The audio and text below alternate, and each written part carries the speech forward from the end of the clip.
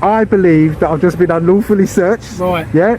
Under section 43. Yeah. I don't agree with 5 officers having to search me, considering I'm doing a legal. There's a bike. There's a bike. Let me take a picture of these bikes. Do you know something? Actually, listen. 5 of you are standing here. So welcome to UK Audit Network, where misconduct is exposed, police and legal encounters are examined, rights are defended, and accountability is demanded. Today's episode is brought to you by Yardley Ski Auditing. Make sure to check the link below, subscribe to his channel, and give him the support he deserves. In this video, Auditor Yardley Ski is outside a police station conducting a social experiment for his channel. He calmly explains his purpose to a sergeant and an officer, but instead of disengaging, they escalate the situation and unlawfully detain him under the Terrorism Act without proper legal grounds. Yardley knows his rights, challenges the abuse of power, and later takes legal action, successfully securing a payout for the unlawful detention. You alright? Yeah, I'm fine. I'm just concentrating on the filming. Okay. Yeah, can I just take your numbers, please? Are you filming me? We are, yeah. Yeah, you are now. Engaging with you. Yeah. Can I? You can take the numbers, mate. 3406. Thank you very much. We've only come out. Can I take your number, please? 3026, and I'm the sergeant, Scott Manning. You're the sergeant. Okay, thank you very much. It's a social experiment that I'm doing. Right. Yeah. So. Explain to what that means. Well, I don't have to explain. I mean, don't answer me like that. I mean, if we're gonna have a conversation. Can I ask you what your social experiment is then, please? Okay. Well, there's been some abuse around people filming in public, and the police have abused powers. It's to see what sort of interaction I'm going to get by doing a legal activity. Yeah. Okay. Do you not see, from the point of view of the police officers, that the vulnerability for us when we're coming in and out, and so not everyone's going to know who you are. Fair enough. And immediately that's going to maybe cause them some concern. Do you not think you have some sort of civil duty to try and sort of help the police to be able to feel a little bit more comfortable coming in and out of the police building? Okay. When the officer claims Yardley is a vulnerability, simply because not everyone knows who he is, it exposes a fundamental misunderstanding of public space. Filming in public does not require identification, and there is no legal obligation to provide personal details unless specific legal conditions are met, which clearly was not the case here. Labeling a lawful observer as suspicious solely because he's holding a camera shows that suspicion is being created, not uncovered. The officer then doubles down by guilt-tripping the auditor, suggesting he has a civil duty to make police feel comfortable. That argument turns policing on its head. It is not the public's responsibility to alter lawful behavior to ease officers' feelings. It is the officer's duty to respect public rights and apply the law without bias. If what I'm doing is legal, no, I didn't ask you if it's legal. No, but if it's legal, it's not a matter of what you just said to me. It's a legal activity, so therefore I can do it. So by your explanation to me, it makes sense, but it's also a legal activity, so you've got to respect that I can do it. At no point have I said that you can't. No, I know you haven't, so I asked you a but that's the question, conversation, and it'll go round. You refuse to answer it. You don't feel that you've got. Do I have to answer it? No. Well, I've just given you my answer. I just said to you that because it's a legal activity and I can do it, from what you just said, negates it being a legal activity. If it was unlawful, then you can turn around and say, oh, do you know what, we're scared because you're doing something which isn't unlawful, you'd come and arrest me. But because it's legal, I can understand the concern. Don't get me wrong, I'm not being antagonistic, right, or anything like that. Yeah, of course I can understand the concern, but because it is legal, the concerns doesn't outweigh my right. In the UK, the right to film in public is protected under common law and Article 10 of the Human Rights Act, which guarantees freedom of expression. Without reasonable suspicion connected to an actual offense, no amount of concern, no matter how genuine, can lawfully justify detention or demands for personal information. A sergeant's role is not to act on instinct alone, but to make decisions grounded in law rather than emotion. Throughout the exchange, the auditor shows more restraint and understanding than the officers, acknowledging their concerns while standing firm on principle. That's what makes this moment significant. He isn't being difficult, he's simply drawing the line where the law draws it. The sergeant's refusal to respect that boundary reveals the real issue, a mindset where authority is exercised based on comfort, not conduct. So therefore, you're coming, you're talking to me, yeah? And that's what you're supposed to do. If you want to turn around and say, oh, we want to try to figure out what you're doing and stuff like that. That's what we're doing. Yeah, no, that's just what I'm trying to say to you, yeah, then that's fine.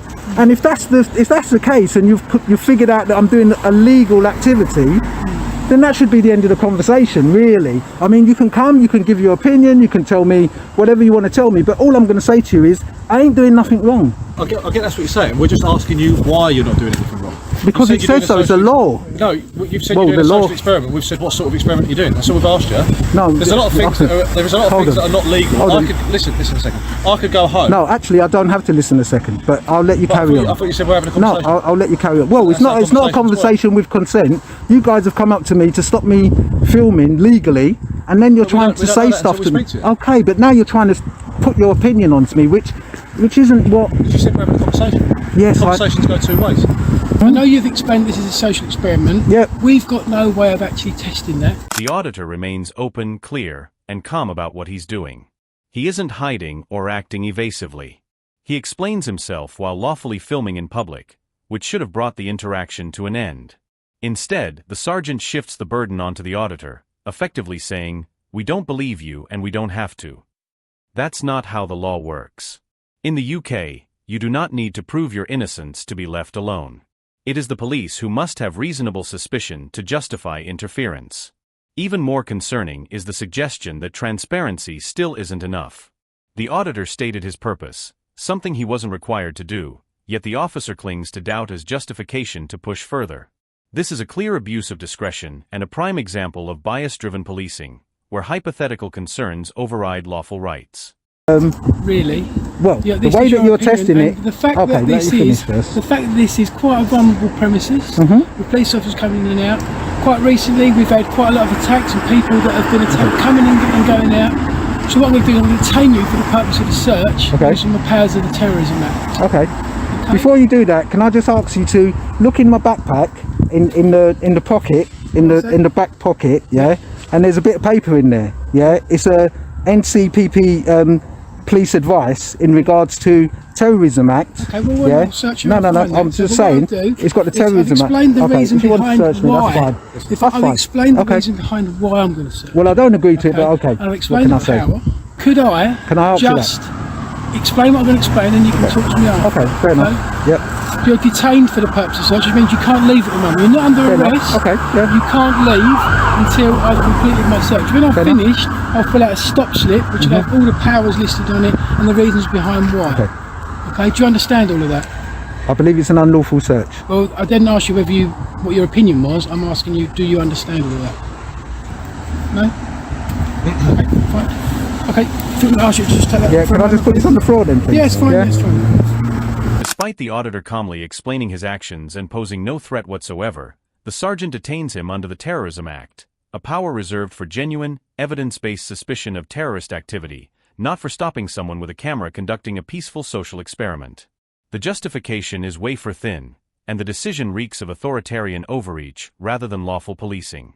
But what truly exposes the sergeant's mindset is what he says next.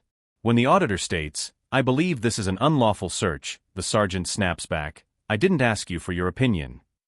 That response isn't just dismissive, it shows outright contempt for public rights. It makes clear he doesn't see the auditor as a citizen protected by law, but as a problem to be controlled. Detaining someone under such serious legislation without lawful grounds is a grave abuse of power, and in this case, it didn't go unnoticed. Later, I'll show exactly how much Yardley was awarded for this unlawful detention. I believe that I've just been unlawfully searched. Right. Yeah. Under section 43. Yeah. I don't agree with 5 officers having to search me, considering I'm doing a legal. There's a bike. There's a bike. Let me No take a one is picture of these bikes. suggesting- Do you know something? Do you know something? Actually, you've done what you've done. See, listen. 5 of you are standing here, so as far as I'm concerned, you've all searched me. Okay, Yeah. let's- Even though these guys, you were okay in the I beginning, wanna so I ain't got clarify nothing, with you, one no thing issues as against well. you. This guy here, he's there telling me what that I didn't engage in the beginning, but obviously the video will show differently. Yeah, I'm not a boss man or anything like that. Right, I think that's quite disrespectful. Okay, what would you like me to call you? In saying that, right? Yeah, I do want to stop fraud actually. And the thing about it is, yeah, you believe that you done illegal activity. I believe that it was an illegal search. I told you about the Section 43 memo and all that sort of thing. I've got it in my bag to show you. There's nothing that I've been doing.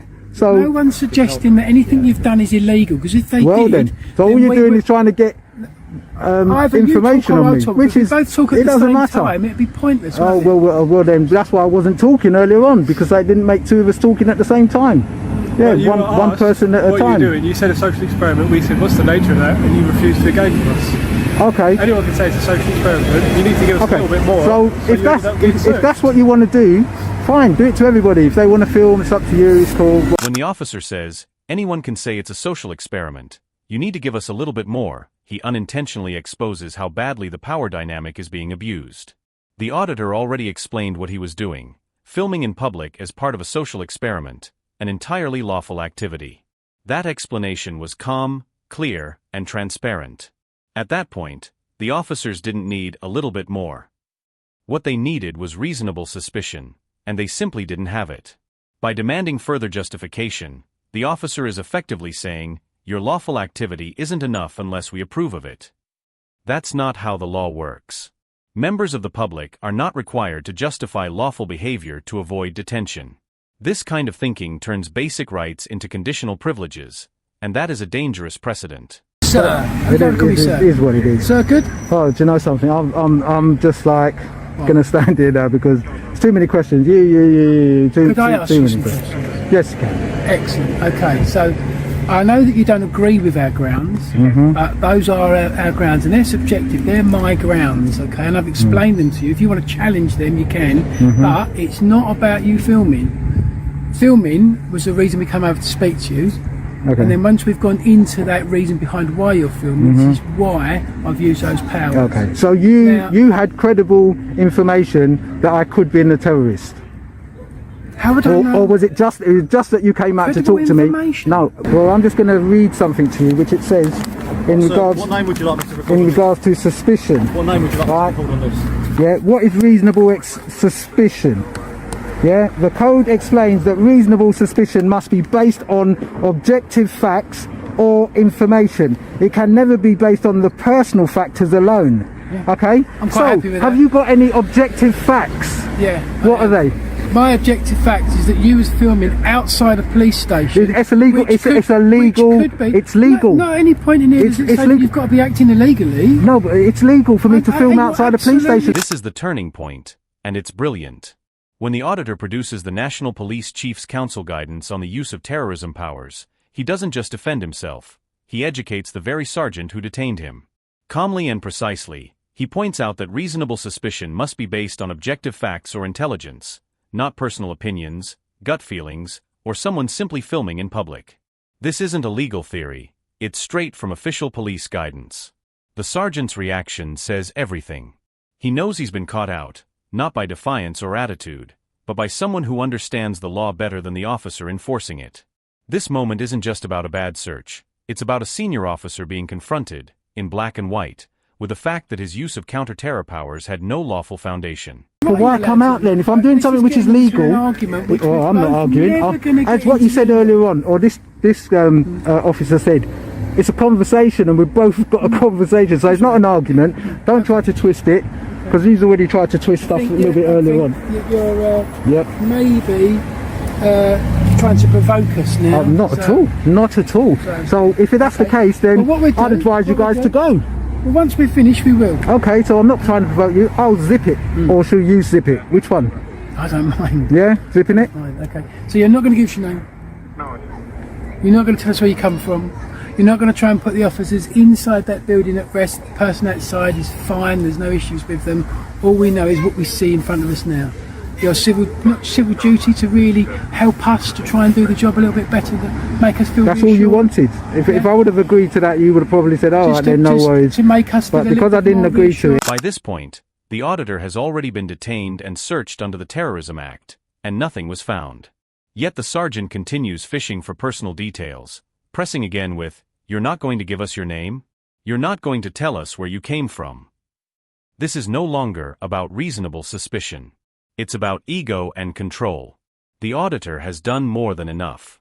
He explained his activity, produced official guidance, and even complied with an unlawful search without resistance. That should have ended the encounter.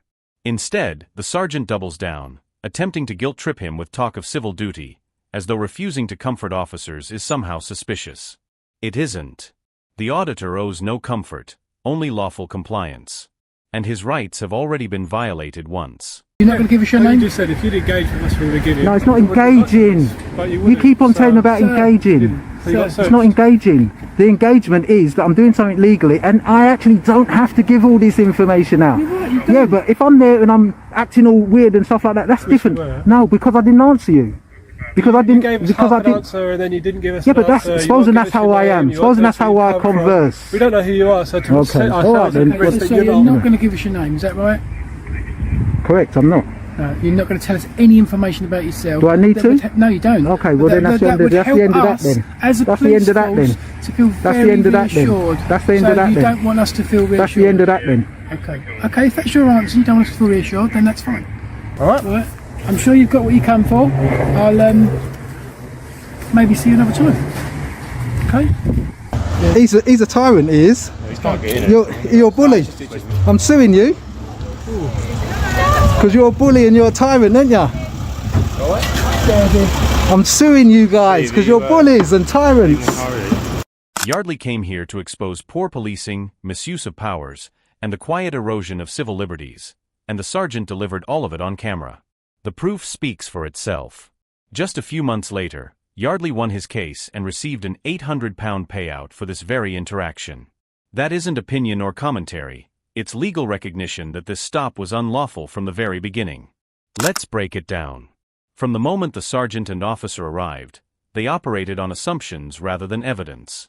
Yardley clearly and calmly explained that he was filming for a social experiment. Instead of properly assessing that information, the officers chose to escalate, pressuring him for details he was not legally required to provide and dismissing his explanation as irrelevant. When Yardley asserted his rights, they took it personally, and professionalism gave way to power tripping. The most serious failure came when they detained and searched him under Section 43 of the Terrorism Act without a shred of objective evidence or intelligence. Yardley posed no threat, carried nothing suspicious, and had already explained his lawful purpose.